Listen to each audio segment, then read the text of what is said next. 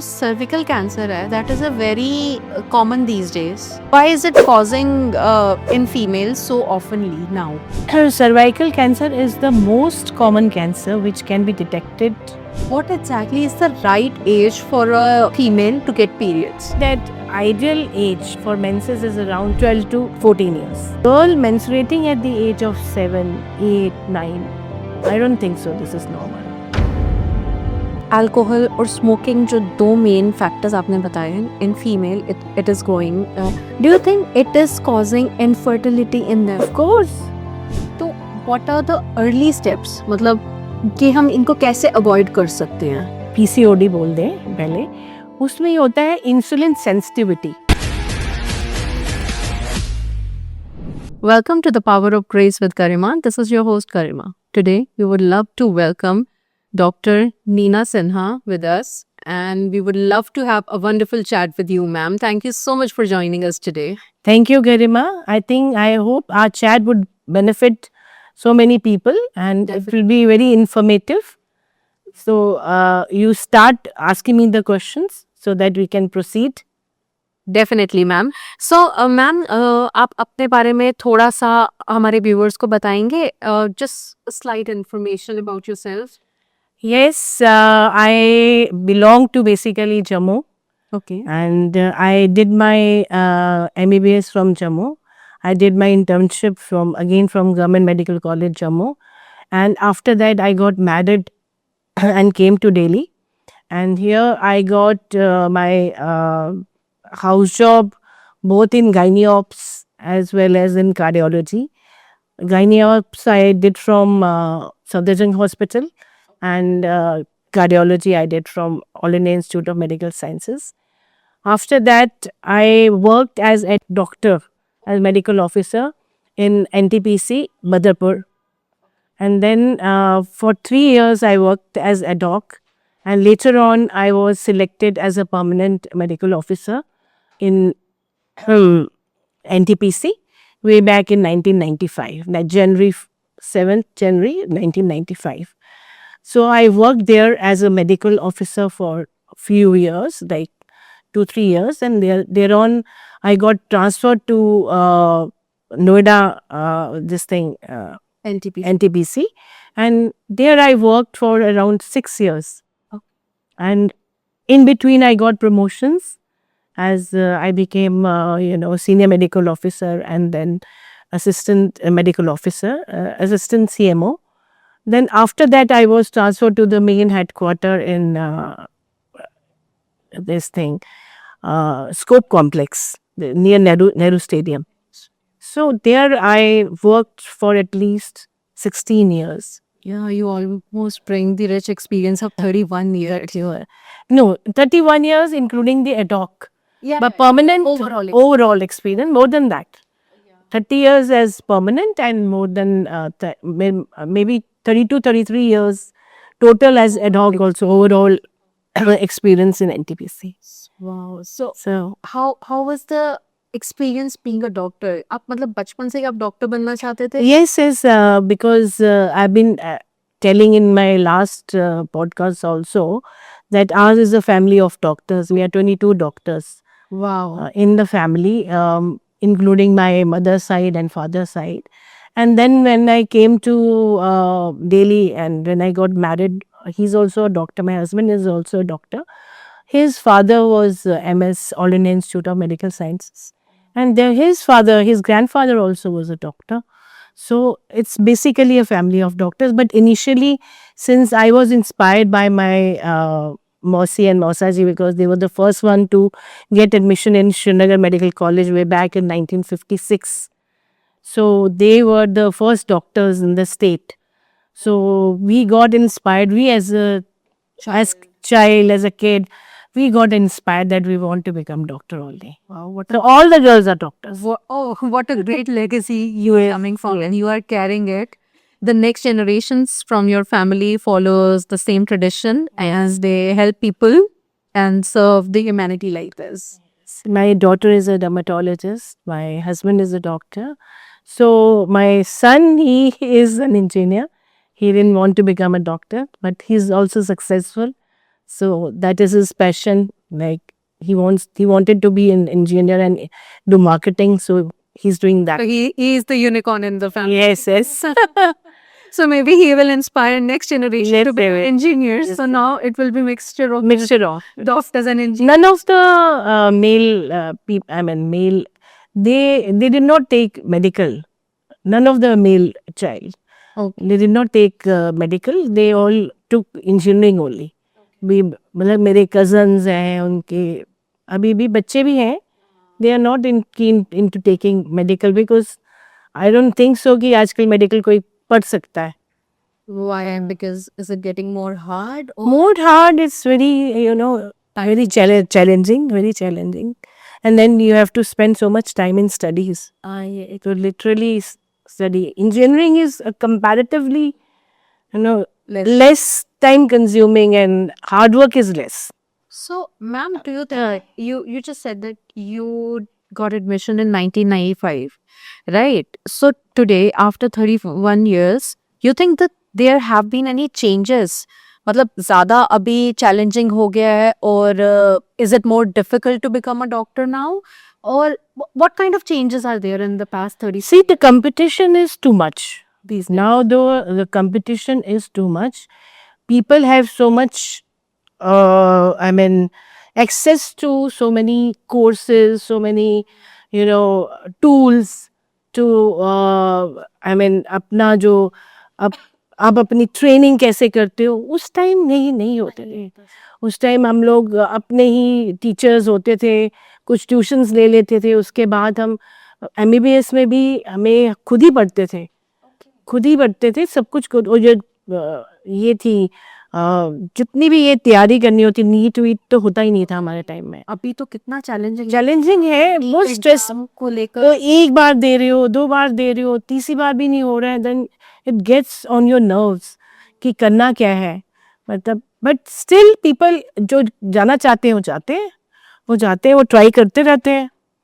Because it is getting very, and you like after on the every corner of the street you have one institute coaching you about NEET. So Yeah. I believe children are more confused that where to go, where is the right place. More than that competition is too much, तो आपका जो percentage का breakup होता है वो points में हो रहा है. That competition is too much. That cut off mark is मतलब इतना ज़्यादा कंपटीशन बच्चों में है कि किसी को मिल भी नहीं रहा है, किसी को मिल रहा है तो वो ब्रांच ही नहीं मिल रही है. So that way it's very very very challenging. And हमारे टाइम में इतना चैलेंजिंग नहीं था. It was very easy to get. But at the same time the education was difficult. Maybe simple language में कहे तो जो कोर्स होता था आप लोगों का जो सब्जेक्ट टॉपिक्स, बट वो तो डिफिकल्टी सेम ही होगी ना जो आजकल है. नहीं, जो सब्जेक्ट्स थे डिफरेंट सब्जेक्ट्स, जैसे CBSE बोर्ड था, स्टेट बोर्ड था, उसमें तो डिफरेंस तो होता ही था. तो CBSE बोर्ड तो सेम ही होता था जो अभी भी है, अभी सेम ही होता था.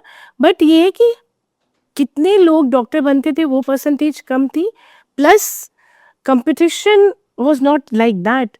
इतना कंपटीशन नहीं था. एक हमारा एंट्रेंस होता था, एक वाइवा होता था, and that we were selected for medical. और आई बिलीव इतने बच्चे अप्लाई करने वाले होते भी नहीं. इतने भी नहीं होते थे और इतनी पॉपुलेशन नहीं ऑप्ट करती थी. And what was the duration of the to become a doctor at that time? जैसे Same duration. Duration is 4.5 years for MBBS, 1 year internship. And then if you want to do house job, you can do it. Or if you want to go to for PG courses, you can go. तो house job, is it important? No, it's not important. It's just that people are preparing for your PG exam. And in the meantime, you can join any of the house job. You can get salary, you can get experience of that particular field, particular subject. Subject. Yeah. And basically your specialization. Yeah. Okay. So what was your overall experience was like? Was it into general medicine or you? See, I what I did was I did my house job in gynae ops for 1.5 years from Safdarjung Hospital. I had a very good exposure of gynae. But since I joined NTPC, there I worked as a medical officer there for general as general practitioner only. I used to have gynae patients, but operative procedure I didn't do because more or less it was office setup. So I was working there. Okay. So more or less I have worked as a general practitioner. Okay. I have vast experience of 30 years and have seen a number of cases, variety of cases, including the gynae patient. Okay so what exactly मतलब आपके career की starting में और अभी do you feel any difference के joining a government organisation like NTPC is has it becoming more challenging now? Nowadays, see, people do not want to join a public sector. Government job, yes, of course, like going to Safdarjung Hospital, why not? But not a public sector, because then as a doctor, you don't have that much exposure, to work, as compared as if you're working in a government setup, say RML or Safdarjung or AIMS. So your exposure is more. I agree. Your exposure is more. agree. But then we did justice for our job, because हम लोगों ने जो भी काम किया बड़े अच्छी तरह काम किया. शिद्दत से किया. हाँ, बिल्कुल शिद्दत से ही किया. एक एक पर्सन को we knew each and every person.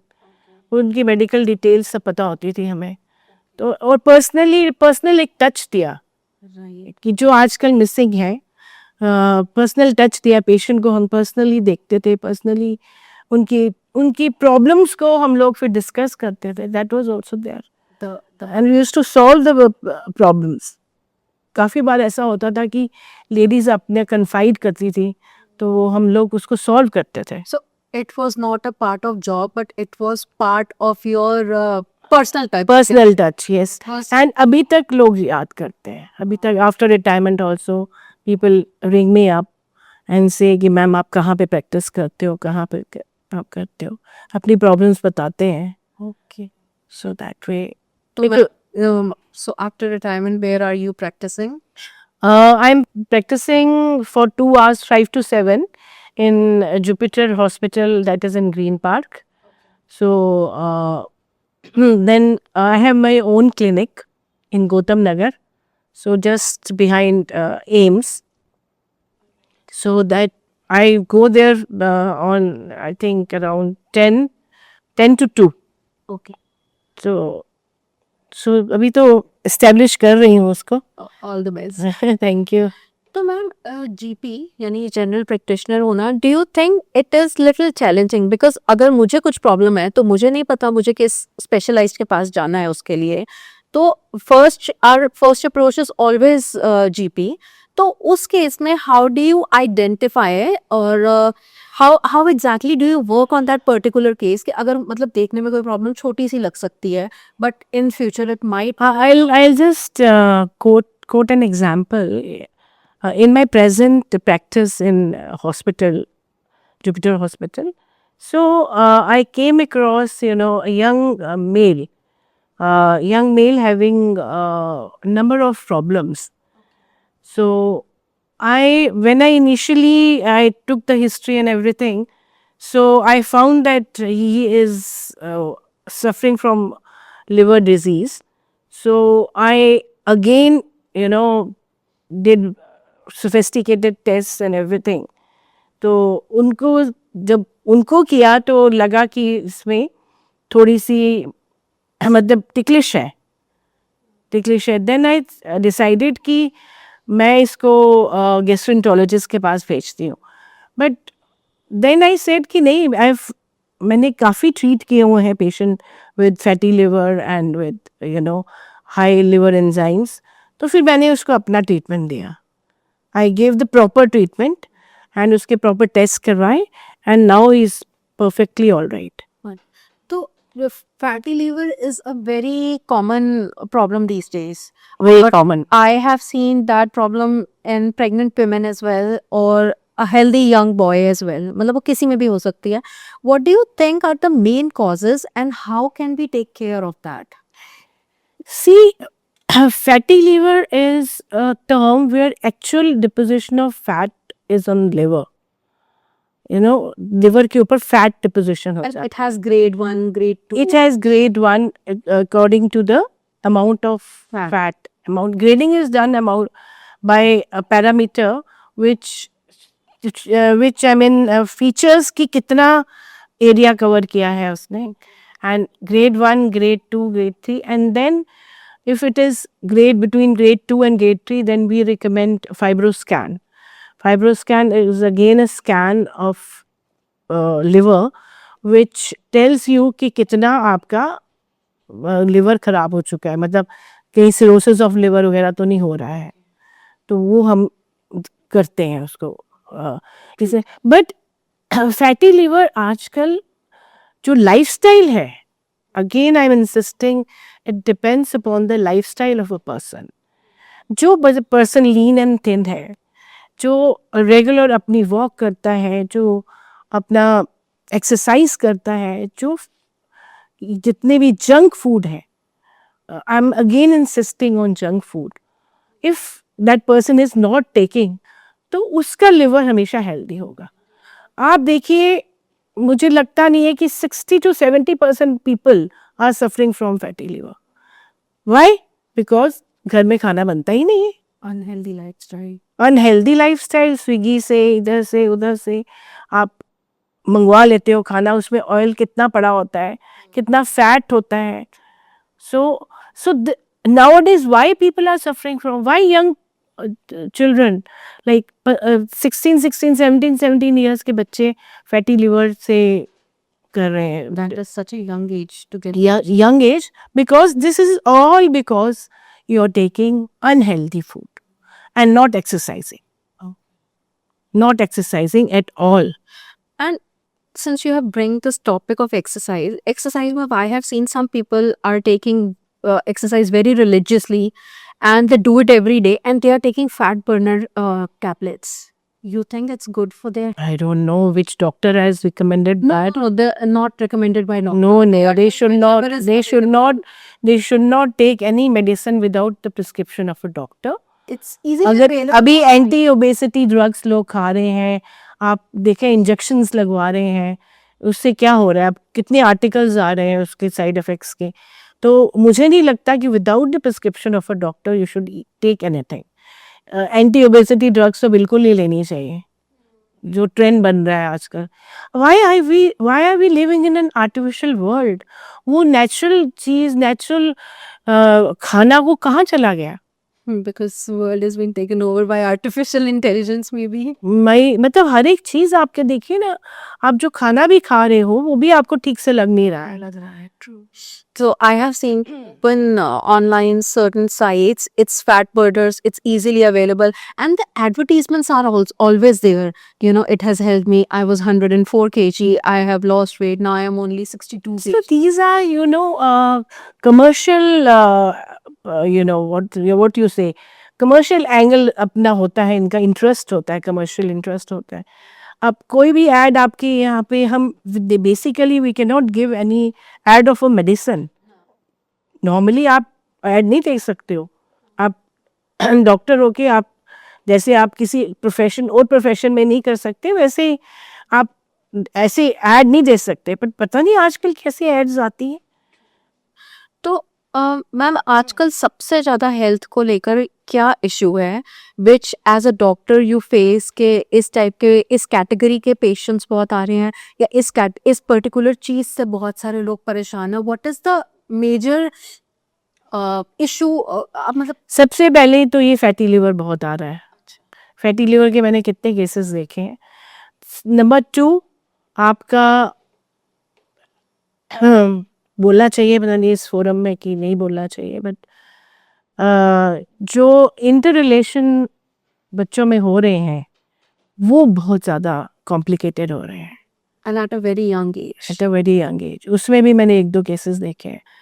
तो मैं कहती हूँ ये बिल्कुल ही हमारा जो हिंदुस्तानी कहूँगी, पूरा हिंदुस्तानी चेंज हो गया है. अब कॉन्सेप्ट ही चेंज हो गया है. जो लिव इन रिलेशनशिप का कॉन्सेप्ट है, ये सब कुछ बिगाड़ रहा है, ये पूरी आपकी एनाटमी को खराब कर रहा है, आपके अपने नेचुरल चीज को खराब कर रहा है। देखो उसमें आपको डिप्रेशन, उसमें आपको सुसाइडल टेंडेंसीज, थॉट्स बाद में आते हैं, क्योंकि रिजेक्शन तो हो ही जाती है ना। तो ये सब चीजें, ये मेरे को दिल्ली में बड़े केसेस आए हैं। अच्छा, हाँ, और जो आप बता रहे हो ऐसे मतलब जो हैं, तो ये किस किस एज ग्रुप के होंगे मैम?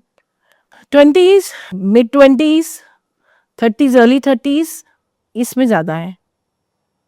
और इससे क्या क्या प्रॉब्लम्स उनमें बढ़ रही हैं? Psychological problem, because they don't have that permanent feature कि whether they'll get married or not married, because they usually don't get married. तो वो एक psychological आपके ऊपर pressure constant है।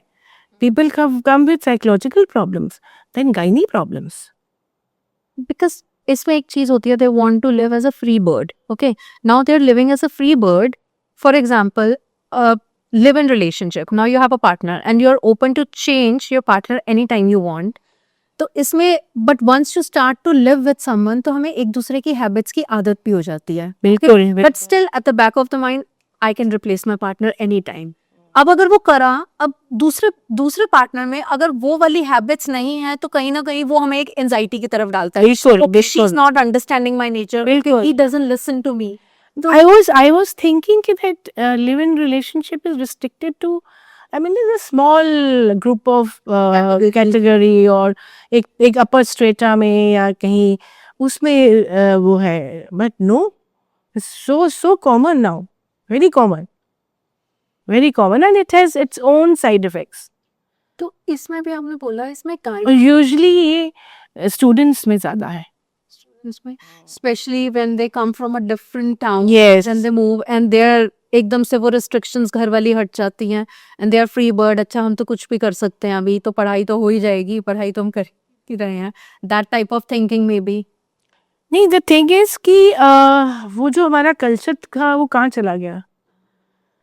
हमारे टाइम में हमें तो अलाउ ही नहीं करते थे कि शाम के 7 बजे के बाद एक लड़की बाहर चली जाए, विच अभी आज के ज़माने में सोचते होंगे कितना है वो है ऑर्थोडॉक्स टाइप में, बट उस टाइम मैं कहती हूँ ये सबसे बेस्ट था. At least people were not facing that kind of problems in their health, बिल्कुल. mentally and all. तो मेंटल प्रॉब्लम बहुत ज़्यादा हुई. I've seen people with Can mental you problems. share a few hypothetical मतलब कुछ ऐसे cases जो आपके पास आए हैं, मतलब maybe just to let everyone know to avoid these kind of things in the future for your relationship.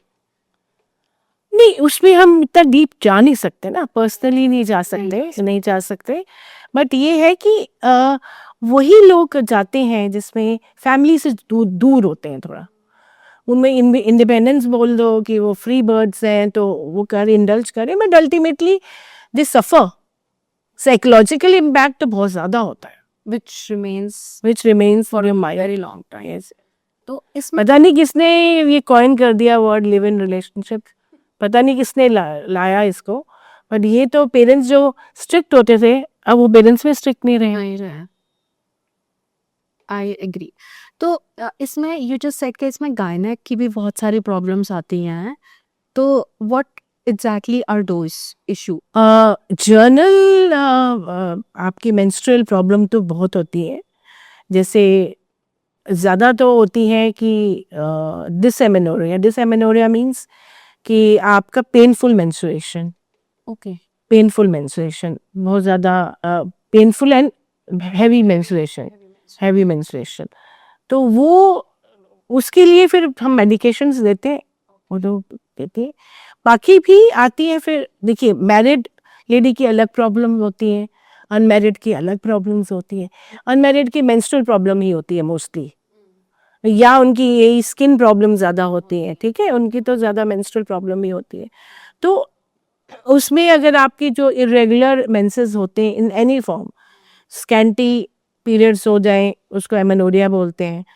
तो डिसएमेनोरिया हो गया कि आपके हैवी ब्लीडिंग, और उसके बाद पेनफुल मेंस्ट्रुएशन भी होती है. तो हर एक का ट्रीटमेंट हम देते हैं. तो what exactly is the cause of painful menstruation? Painful menstruation देखिए 2-3 कॉजेज़ बड़े इम्पोर्टेंट हैं। उसमें एक कॉज़ होता है एंडोमेट्रियोसिस, ओके। ठीक है? दूसरा कॉज़ होता है पेल्विक इन्फेक्शन। पेल्विक इन्फेक्शन अगर हो तो उसमें भी पेनफुल पीरियड्स होते हैं। तीसरा जो होता है कि आपका जो ओवरी की कंडीशन कैसी है, उसमें भी आपको मेंसेस पेनफुल आते हैं। अगर ओवेरियन सिस्ट वगैरह है तब भी आपको ये आते हैं और मेन मेन 2-3 कारण यही हैं। तो एंडोमेट्रियोसिस, पेल्विक इन्फेक्शन और बाकी आपके ये जो कोई भी फाइब्रॉइड हो, कोई भी आपके जो एबनॉर्मल ग्रोथ हो, तो वो भी पेन कॉज़ करती है। ओके। तो इसमें आपको लेटर अपनी प्रेगनेंसी में कोई इश्यूज आ सकते हैं इन तीनों कॉजेस को लेकर? Do you think? देखिए पीसीओडी भी एक, उसमें भी इरेगुलर पीरियड्स होते हैं, राइट। ठीक है? वो भी प्रेगनेंसी में आपकी दिक्कत आ सकती है, ओवुलेशन नहीं होती प्रॉपर, तो वो फिर इनफर्टिलिटी के ट्रीटमेंट में जाता है बंदा। तो और भी आप एंडोमेट्रियोसिस है, आप कंसीव नहीं कर सकते, ठीक है ना? आपका तो एबनॉर्मल मटेरियल है, आपका डिपोजिशन बाहर है, आपको साइकिल्स नॉर्मल नहीं करता वो, ये हो गया। और आपके पेल्विक इन्फेक्शन तो आपको तो कंट्रोल करनी ही पड़ेगी। जब तक पेल्विक इन्फेक्शन कंट्रोल नहीं करोगे बाकी ऑर्गन्स, मतलब जो पेल्विक ऑर्गन्स हैं उनको तो इन्फेक्शन फ्री करना है ना, बैक्टीरिया से फ्री करना है। So that medication we give. तो व्हाट काइंड ऑफ ये सिर्फ मेडिसिन से ही ट्रीटमेंट हो जाता है और इज इट मतलब नेक्स्ट स्टेप्स भी सर्जरी और ऐसा कुछ? नहीं, ऐसा सर्जरी का तो ऐसा नहीं है। मतलब इन वेरी मेजर केसेस में ऐसा होता होगा कि मतलब मूविंग टुवर्ड्स दैट अब डायरेक्शन। जैसे फाइब्रॉइड है किसी को, अच्छा। फाइब्रॉइड मल्टीपल फाइब्रॉइड्स हैं, तो वो ऑपरेट करके निकालना पड़ता है।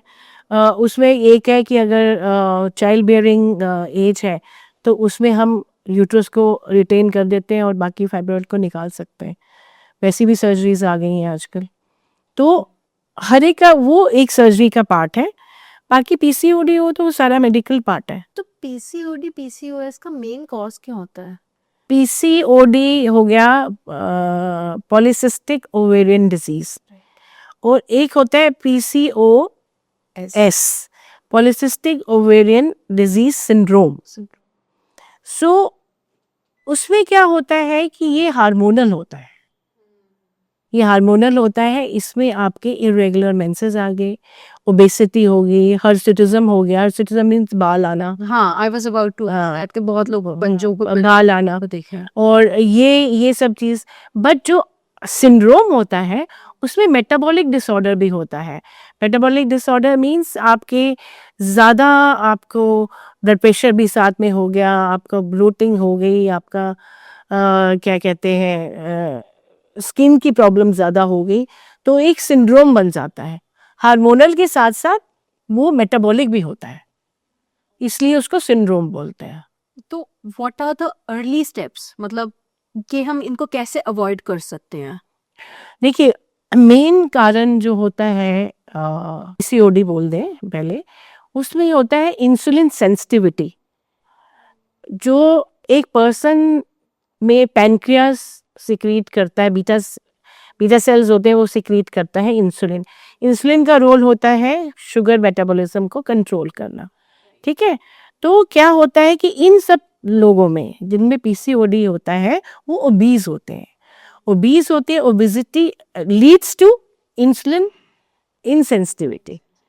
एज अ रिजल्ट आपके जो नॉर्मल सेल्स, बीटा सेल्स जो इंसुलिन से सेंसिटिव होने चाहिए वो नहीं होते हैं, वो कम सेंसिटिव होते हैं। तो उस केस में क्या होता है कि इट्स अ विशियस साइकिल। तो वो इंसुलिन और बीटा सेल और स्टिमुलेट होते हैं टू सिक्रीट इंसुलिन, और वो फिर एक्ट करते हैं शुगर के ऊपर। So can it lead to pre diabetic और diabetic phase in your life? ऐसा हो सकता है in the future? Naturally you if you are PCOD you are pre diabetic, आप अपना HB1AC करवा के देखिए, आपका ज़्यादा ही होगा। 3 months? हाँ 3 months वाला, हाँ वो तो वो ज़्यादा ही होगा। Okay, so so many things for women to take care of. I have one curiosity, or my out of inquisitiveness, I'm asking, when female has any problem, she approaches gynac. So, if male is facing any personal health issues, not the general, so who should he approach? Male की क्या problem? For example in what sense you are saying? In terms of in infertility? yes, infertility. Infertility में आपके सबसे जो अच्छे doctor होते हैं for male, that they are urologist. वो यूरोलॉजिस्ट उनकी प्रॉब्लम को समझ सकते हैं, एंड अगर वैसी कोई स्पर्म की प्रॉब्लम हो वो भी they can discuss with them. Urologist is the main person. Urologist. But मतलब एंडोक्रिनोलॉजिस्ट भी हो सकते हैं, बट एंडोक्रिनोलॉजिस्ट का रोल इतना नहीं है. इतना नहीं है. हाँ. Okay. So I have seen females are very open about it. Okay, I have an appointment with my gynec. I'm going. But you think that kind of comfort male has कि okay, I'm going to urologist, or या अभी भी थोड़ा सा shyness is there. I think the world is changing, evolving. मतलब mail को तो अब देखिए ना, कितने couples they come forward for infertility. They do. पहले, आज से 10 साल पहले या 15 साल पहले कहाँ इतने कपल्स ओपन अप होते थे? नहीं होते थे. Now each and every couple is going for Either IVF. IVF, और किसी को कोई वो नहीं है. और स्पर्म काउंट और ये सब कुछ करवाना, I think males are doing it very, They're comfortable. they are very comfortable because education plays a part, It does. awareness plays a part. अब अवेयरनेस तो आ गई है ना, अब तो मूवीज बन रही है इसके ऊपर. Yeah, I have seen doctor ji from तो उस मूवी में मुझे एक बहुत अच्छी चीज लगी थी when the doctor did that delivery उसमें, तो he was not comfortable and his senior scolds him, और वो कहती हैं then the doctor replies whether you will be comfortable as a male gynecologist to visit me, and the senior doctor replies I would definitely if you are a competent doctor. Yes. So you think females are comfortable going to male gynecologist? अरे my god, in Calcutta all the gynaecologist are males. Female doctor के पास कोई जाता ही नहीं है. वहाँ तो होती ही नहीं है female gynaecologist. Male gynaecologist they are more popular. Wow.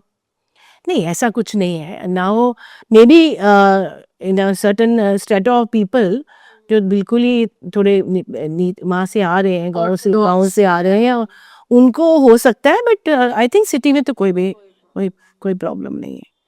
अब everything has change. Don't you believe that? I mean your dress sense, everything, each and everything people are accepting. पहले कहाँ शॉर्ट ड्रेसेस और ये सबको किसी को घर में अलाउ किया जाता था. I डॉक्टर करते ही हैं. remember when I was delivering my baby through C-section. So there were set of doctors, both male and female, and they covered my face too. I think general operation में कर देते हैं. So I was so scared, and the doctor, he was giving me anesthesia, and he said, "Be comfortable. We are not looking at your body right now. Our main motive is to deliver your baby very in a good way, in a healthy way.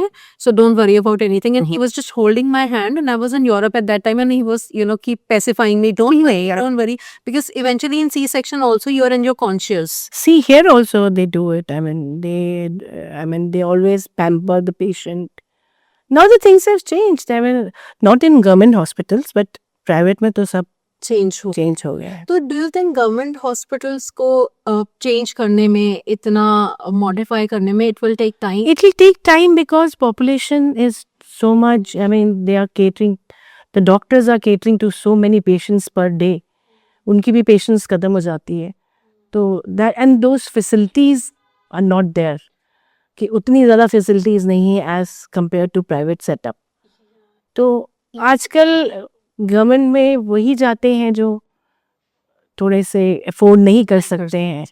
But even I have seen AIMS में अभी भी 3 to 4 months का waiting होता है for a surgery, but people are still approaching there. AIMS is AIMS. I mean, you cannot compare any other institution from AIMS. AIMS is ultimate. It is. It is. So वो तो मैं इसलिए कह रही हूँ because I've been there for last 34 years now, and I've seen doctors working there. They work. I mean, they are so dedicated in their profession, and they will not. I mean, जो वो कहते हैं ना unnecessarily आपको लूटते नहीं हैं, unnecessarily आपसे वो नहीं एक्सट्रैक्ट नहीं करते हैं. You go to any first world country और अगर आप किसी जीपी के पास किसी भी जॉनरे के डॉक्टर के पास हम जाओ, if he is Indian he must be from AIIMS और सत्य सारी एम्स और Safdarjung They know aims. They know. और इंडियन डॉक्टर्स की तो मतलब इंटर्नशिप उनकी एमबीबीएस 4 साल की सब वहीं से, मतलब वो एम्स से ही निकले हुए, चाहे वो दिल्ली का हो या ऋषिकेश वाला हो. नहीं वो बाहर जो काफी नाम है एम्स का. एम्स का it is there. तो ma'am as you said that liver problem में बहुत ज़्यादा main issues हैं. What I read on Google or other sites कि use of alcohol is one of the major reason. Do you think that this cause is actually growing in our young generation more? Definitely, I think the young generation is going for alcohol intake, for cigarette smoking.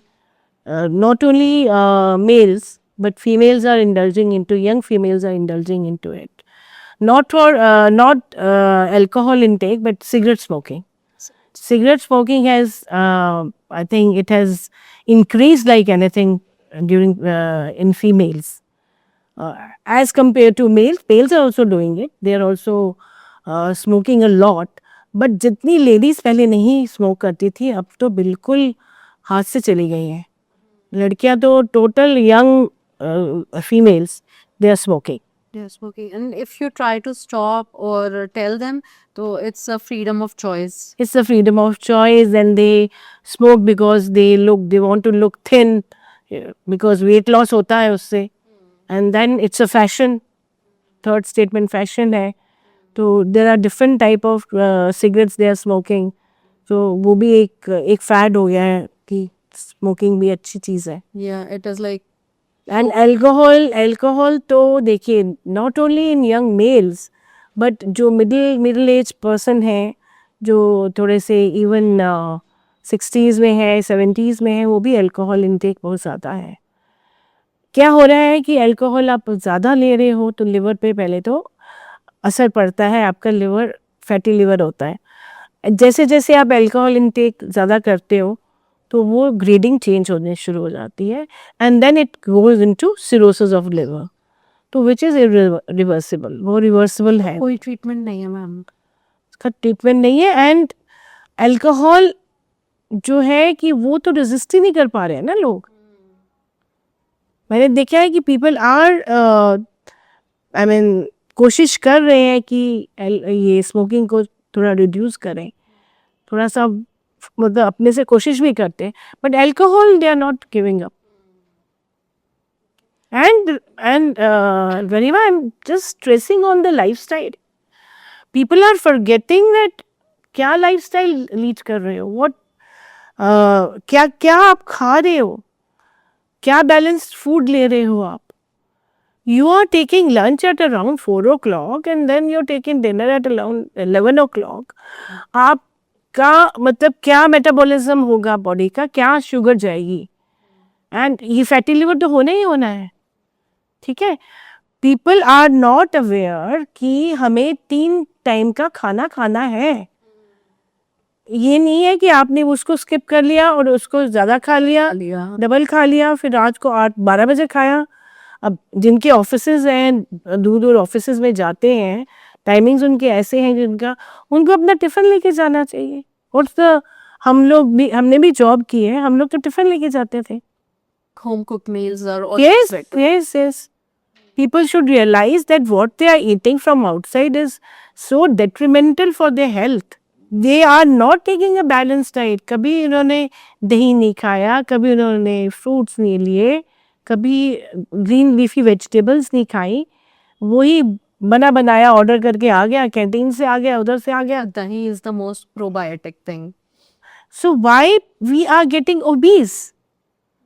Lifestyle, हम जब तक अपनी lifestyle को manage नहीं करेंगे तब तक हम अपने शरीर को ठीक नहीं कर सकते. ये फैटी लीवर हो गया, ओबेसिटी हो गई, ये आपका और जो मेटाबॉलिज्म पीसीओडी हो गया, पीसीओएस हो गया. लड़कियों में कोई पहले इतनी लड़कियां मोटी थी, ये सब का सब मैं बोलूँगी, यू हैव टू एक रिवोल्यूशनाइज करना चाहिए कि हम अपना लाइफस्टाइल मैनेज करें ठीक से।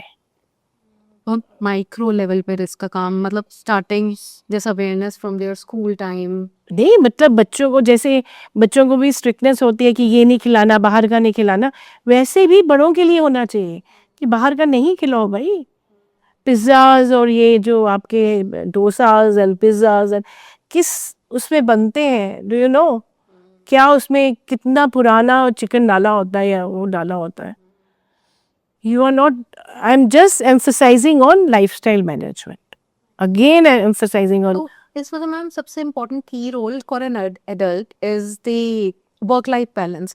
अब आजकल लोगों को 12-12 घंटे और 14 आवर्स इतनी लंबी अरे मैनेज करो ना अपनी lifestyle, it's not difficult to manage. आप अपना थोड़ा ही खाना पैक करवा के ले जाओ, अच्छा खाना पैक करवा के ले जाओ, क्यों नहीं होता है। You have ample money, you know, आप अपना सर्वेंट मेड रखो, मेड मेड तो इतना काम करती हैं, अपना टिफ़िन पैक करवा के और टिफ़िन ले जाओ, सब लेके जाते हैं, जिसको ठीक रहना है वो लेके जाते हैं। और जैसे अल्कोहल और स्मोकिंग जो दो मेन फैक्टर्स आपने बताए हैं in female, it is going from past 10 years, from a decade we can say, do you think it is causing infertility in them? Of course, smoking is a main cause. Smoking and alcohol even is a main cause for infertility. And in the male as well? In male में तो बहुत ज़्यादा it affects the sperm count. तो ये तो चलो बातें होंगी, मैं तो कह रही हूँ जो नेचुरल चीज़ है, जो खाना है एक आदमी पूरी फैमिलीज का खाना, वो नहीं हो रहा है, बिल्कुल मैनेज नहीं हो रहा है लोगों से। क्यों नहीं हो रहा है? आप वाई दिस मतलब आप योगा में चले जाओगे, वहाँ पतंजलि आप ज्वाइन कर रहे हो, ये कर रहे हो, वो कर रहे हो, then you are back to square one because you are not, You don't follow इट। तो मैम डिटॉक्सिफिकेशन कितनी ज़रूरी होती है लाइफ में, और कितने कितने टाइम में हमें करनी चाहिए? देखिए, आई am not expert in that, but ये जो व्रत सिस्टम है जो रखा हुआ है, फास्टिंग व्रत सिस्टम, ये अच्छी चीज़ है कि चलो आप हफ्ते में एक बार रख लो, उससे भी होता है आदमी का डिटॉक्सिफिकेशन। क्या होती है कि थोड़ा सा हाँ, नो ईटिंग, थोड़ा सा अपने आप को। इंटरमीडिएटिंग फास्टिंग चल रही है आजकल, लोग 12 आवर्स 14 आवर्स। नहीं, I am not in favour of that, I am not in favour. और कितनी देर तक कर पाओगे आप? कितनी देर आप एक बैलेंस्ड कैलकुलेटेड डाइट क्यों नहीं खाते हो? बैलेंस डाइट में हमारी 3 टाइम की 3 मेजर मील्स है, ब्रेकफास्ट लंच एंड डिनर। इसमें क्या क्या होना चाहिए?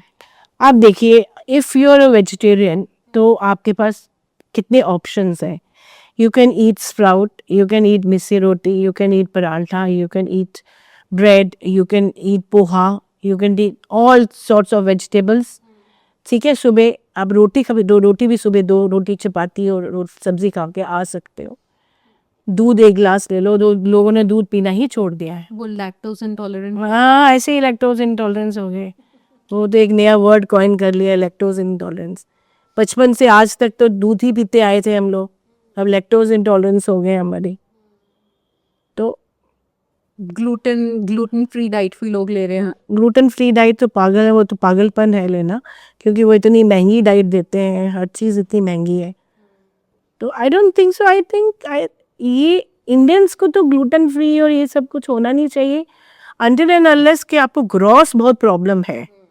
ठीक है, अब आपको अपनी balance diet in the sense कि हाई फाइबर डाइट, अपने प्रोटीन डाइट भी अच्छी होनी चाहिए, एंड बहुत ज़्यादा कार्बोहाइड्रेट्स मत ले, मैदा नहीं ले, बहुत ज़्यादा रिफाइंड आटा ना ले, बाकी आप जो खाते आ रहे हो बचपन से वो खाओ ना। और जो मल्टीग्रेन आटा लोग यूज करते हैं, whether they should have multigrain और just 1 grain at a time, जैसे for example 1 day for ragi if they are following ragi, या if they are. See, I am not into concept of giving ragi. हमारे बचपन से अभी तक आपने कितनी रागी खाई है मुझे बताओ। आपने कितना ज्वार खाया है? आपका पेट डाइजेस्ट करेगा? इतने मोटे, इनको मोटा अनाज बोला जाता है, ये मोटा अनाज बिल्कुल भी सूट नहीं करता। तो आप, ऐसा है कि जो आप जो आपको डाइजेस्ट हो जाए वो आप खाओ ना. वो खाना चाहिए. आप चिकन भी खाओ, मीट भी खाओ, फिश भी खाओ, but in a calculated, in a small volume. अब ये नहीं है कि आप रोज ही खाओ, आप बैलेंस करो ना, वेजिटेबल्स भी खाओ, सैलेड खाओ. क्यों नहीं खा रहे हो? तो मैम जैसे आपने बताया कि it is causing the main reason for infertility, ठीक है.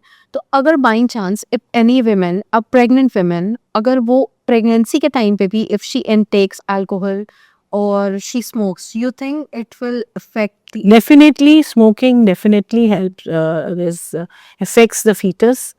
तो जब आप प्रेग्नेंट होते हो आपको इंस्ट्रक्शंस दी जाती हैं that you have to quit smoking.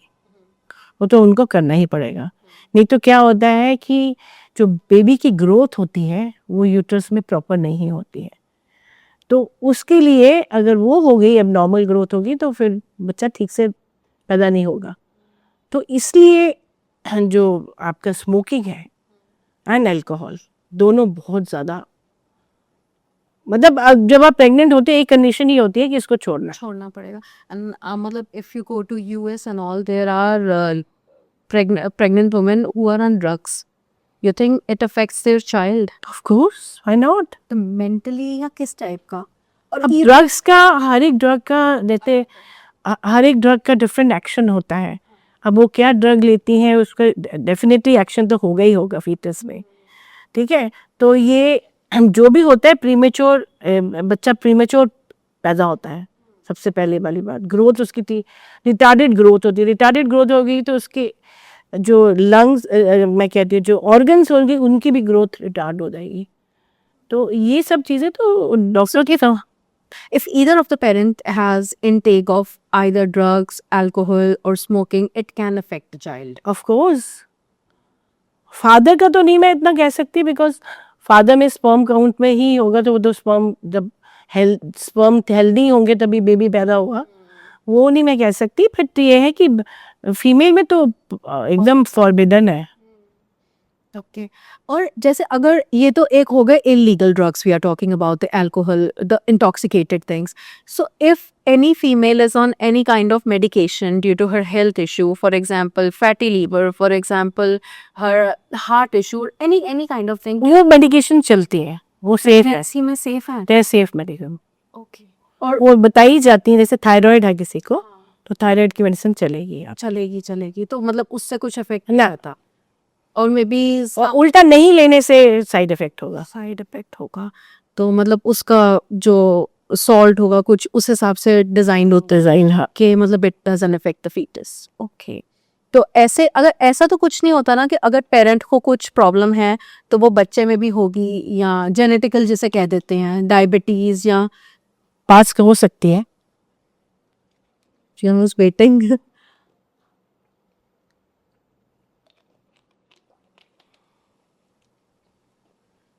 पास हो सकती है. जेनेटिकली अगर कुछ प्रॉब्लम है तो उसका, ऐसे फॉर एग्जांपल अगर किसी की फैमिली लाइन में कैंसर या डायबिटीज या ऐसी कोई भी मेजर प्रॉब्लम है, तो जो नेक्स्ट जनरेशन है उसको अपने लिए क्या स्टेप्स लेने चाहिए to maintain the healthy life and to avoid.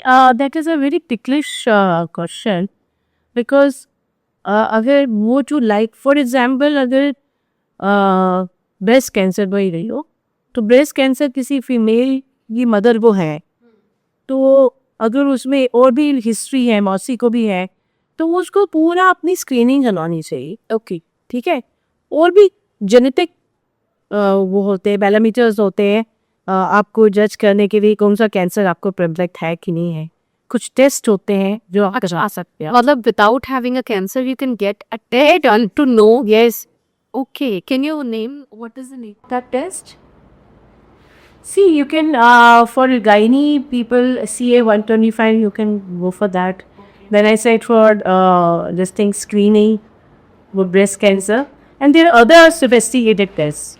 So, ma'am, what exactly is the right age for a female to get periods? Garima, see, menstrual cycle in a girl or in a lady, it varies. So we say that ideal age for menses is around 12 to 14 years. Okay. Okay. I mean, any girl menstruating between these 2 years, it's normal. But nowadays, what has been the tendency that girls are menstruating earlier. Yes. For example, 10 years. I have seen cases for 7 or 8 years old. So now the thing is, if they are menstruating at this age, then it has to be something normal.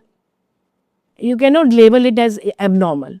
Suppose if the girl is experiencing her periods every month, she's having periods every month and she has no problem in that, then we have to label her as normal. But अगर उसको कोई problem होती है, जैसे उसको periods पहले sometimes it happens कि first period आता है और उसके बाद gap of 1 year is there and second period comes, that is also normal. वो भी नॉर्मल होता है. तो but girl menstruating at the age of 7, 8, 9, I don't think so. This is normal. What is the main cause for the same? This is the hormonal imbalance, basically. Again, the diet and lifestyle. No, diet and lifestyle नहीं है. ये इसमें तो फिर आपको you have to really investigate the female thoroughly. एक pituitary gland होता है, उसके लिए इन्वेस्टिगेट करना पड़ता है. How can we stop that? You cannot stop. I mean, how can you stop? The only way to stop is by giving hormones, by giving those pills. But if it is normal, the flow is normal and then the girl is tuned to that. But then we have to investigate if it is, earlier. Say about 6 years, 7 years, 8 years, 9 years. 9 years में तो बहुत जल्दी है. इसमें तो hormones के पूरे test करने पड़ेंगे आपके. Okay. That happens through blood test. Blood test, आपका सारे पैरामीटर्स करने पड़ते हैं. So like they take the blood and they study cultural. Scan वगैरह भी करना पड़ता है, स्कल का Okay. लेना पड़ता है, एक्सरे, और भी जितने भी हार्मोनल टेस्ट हैं वो करने पड़ते हैं. एंडोक्रिनोलॉजिस्ट को रेफर होगा ये केस कि why she is behaving abnormal, hormones की कमी है, क्या है, इंक्रीज है, ये सब देखना पड़ेगा. तो मैम जो सर्विकल कैंसर है that is a very common these days. तो what exactly is why is it causing in females so oftenly now? See, cervical cancer is the most common cancer which can be detected by a very simple test called Pap smear. Nowadays, you have so many health, forums where you are encouraged to go for blood tests, for your scanning, for your X-ray, for your ultrasound. So one must go for health checkup at least once in a year. Full body health. Full body. And this Pap smear, after the age of 30 years, you should do it regularly. और इस paps बड़ी simple सा test है, उस test से आपका detect हो जाता है whether you are suffering from cervical cancer or not. Early cervical. In a countries like US or Europe or basically the first world countries, over there it is mandatory. मतलब वहाँ पे government आपको खुद letter भेजती है that you have to go to this gynec to get your cervical cancer test done. It happens, I guess, every year or every alternate year. Why such things are missing in India? No, that's what I'm saying, that nowadays, like many companies or many public sector, many even government sector employees, they are encouraged to go for blood test every year. Like I was in NTPC and we had a annual health checkup, the plan where initially 40 years and above they used to go for health checkup. अब उन्होंने as कम कर दी है, तो 30-35 वाले भी जा सकते हैं for health checkup. And it is mandatory to go for health checkup because it is totally linked with your CR. So people, such companies, they are doing their, responsibility. Yes. But common person को भी मैं तो कह रही हूँ एक हमें awareness देनी चाहिए कि लेडीज 30 से ऊपर सबको हेल्थ चेकअप कराना, not only ladies, male Every yes. So, ma'am, you have such a long tenure as a doctor, and I'm sure you have met multiple doctors from different countries. है ना?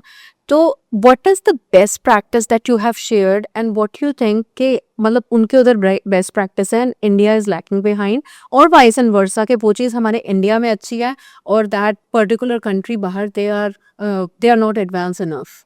See, सबसे बड़ी problem in I've not personally gone to any hospital or any clinic abroad, but I visited USA, I visited London, I visited many other Asian countries. The only thing is you cannot approach a doctor, first of all. See, in order to tell your problem, you have to have a doctor. So you cannot, and secondly, your medical expenses are so high that you cannot afford until and unless you have an insurance. So these problems, they crop up. So this is a major problem in USA. It is. So many people, they come to India and get their tests and everything done and treatment done. They cannot afford to get it done from USA or any other these European countries or Asian countries. The only thing is that they have very good arrangement and strictness regarding their medical policies. You cannot flee from that. You cannot say अभी आज नहीं मैंने करना है podcast, आज कल कर देंगे, ऐसा नहीं होता. ऐसा नहीं होता. Professionalism is there, and whatever they do, whatever money they take, ultimately, I mean, I think that their treatment is good. But India is far better than. Far better than. I agree. I'm telling you this from my experience. I have lived in New York. I have lived in Europe. And India, the doctors are very approachable. In fact, I delivered my child in Europe, and my senior gynac told me he has the experience of 38 years. And उन्होंने AIIMS में visit करा था. AIIMS and Safdarjung के साथ collaborate कर एक वो हुआ था, सेमिनार हुआ था from all the doctors from each part of Europe, US and Australia, such big countries, first world countries. So he said that my experience from France and the intern from Safdarjung or AIMS, they have better experience than me. Better experience. Because the cases over there are so versatile. The graph is like this every time. तो उनके पास बहुत अच्छा experience है. बहुत, मतलब वही है कि यहाँ पे population ज़्यादा होने का एक ही हमारे फ़ायदा है, that exposure is too much. I mean, doctors के लिए बहुत ज़्यादा patient है, and we are approachable to the patient. हर घर में हर जगह clinic है. कोई problem होती है, you can approach any doctor even at night. तो अपने known to be doctors होते हैं जो घर पे भी आ जाते हैं.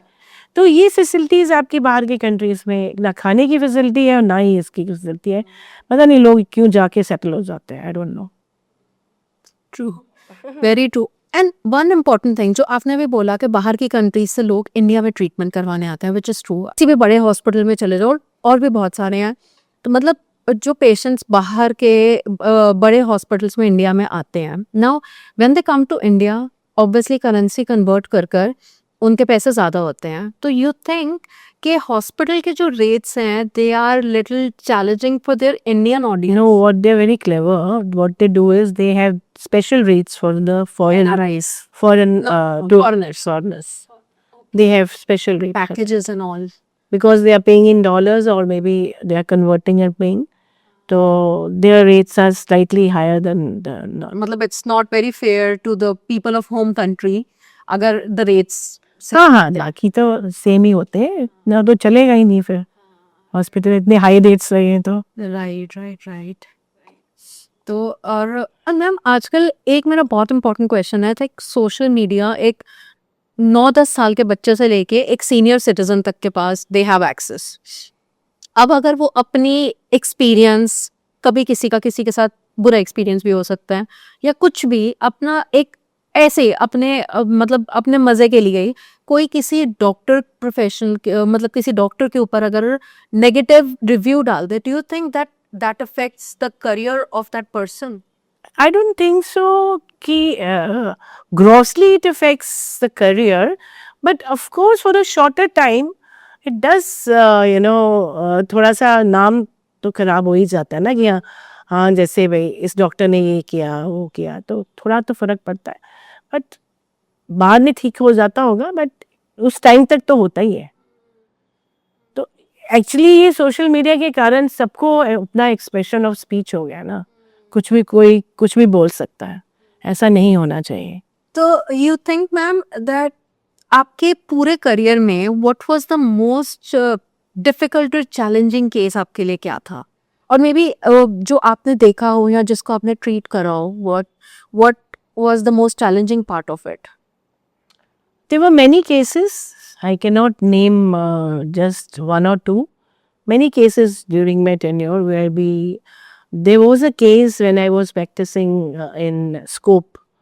I was in NTPC and way back in 2000, 2006 or 7, I don't remember. There was a patient, an employee of finance, who had a chest pain, and he was sweating a lot. He was sweating a lot and he was complaining of chest pain. So I got a call that this patient, and जो मेरा department और उनका department में ज़्यादा distance नहीं था, तो मैंने फटाफट चेयर दी और चेयर में उनको बिठाया. And at that time he was completely all right, pulse was there, everything was there, BP was there. मैं जब अपने कमरे में लाई तो there was an meeting with the doctors. हमारे प्रोजेक्ट से डॉक्टर्स आए हुए थे for a meeting in scope. तो हमने आए तो हमने देखा कि उसकी पल्स वगैरह नहीं थी. एंड देन सबने उठा के पेशेंट को नीचे रखा. We were 7 doctors. तो हमने पेशेंट को नीचे रखा and we gave CPR, mouth to mouth breathing, और पूरा कंप्रेस किया हमने. But he was no more. He was no more. और जैसे ही ऐसी कंपनीज में पता चलता है ना किसी की डेथ हो गई है, and that too in front of so many doctors, we rushed to Mulchan Hospital. That was such a dreading experience because employees पीछे पड़ जाते हैं. तो कि इन्हीं की गलती होगी. गलती हमारी इसलिए नहीं थी कि he was already he had massive heart attack and he was already gone. और हमने CPR भी दिया, सब कुछ किया. There were so many specialists who had come from the project. 2-3 तो स्पेशलिस्ट आए हुए थे, but we couldn't save him. वही वो टाइम मेरे को याद आता है कि कैसे मैंने हम लोगों ने हैंडल.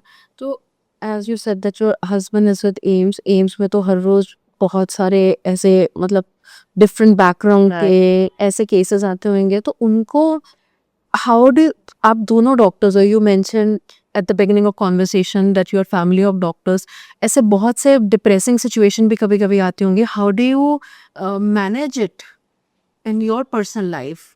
डिप्रेसिंग आते हैं रिगार्डिंग फैमिली, अपनी फैमिली लाइफ को, बच्चों को लेके कभी कभी होता है.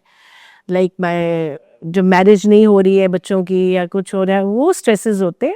No, as a प्रोफेशनल तो कोई नहीं, प्रोफेशनल वहीं छोड़ के आते हैं. that's very important. Because it's a team work ना, it's not that we are alone. You're held responsible for one individual. Short pause. Right. And before we end this conversation, I have a very personal question to ask, which I wanted to ask at the beginning of conversation. See, you're so beautiful and so charming. It doesn't like that you are retired. So, if had it not been a medical profession, what else profession you would have choose? क्या choose करते हैं? अब ये कहना तो बड़ा मुश्किल है at this stage, but I'm very fond of movies. I just wanted to go into, but I don't know any acting. But it's not easy for me to go for. But I would have chosen that profession. I don't know. Which is your favorite movie? Right now, Yeah, like Durandar. yeah, Durandar. It is coming. The second part is Second part is also coming. Yes. yeah. Any favorite character from that movie? I loved Ranveer Singh. Even this Akshay Khanna. Akshay Khanna. It's a well-made movie. सब मसाला डाला हुआ है. The second part is coming. Hope it is as engaging as I've been getting as first. I think it's more bloody. This thing, more of Mardhar and वो भी नहीं है ना. Akshay is also not bad.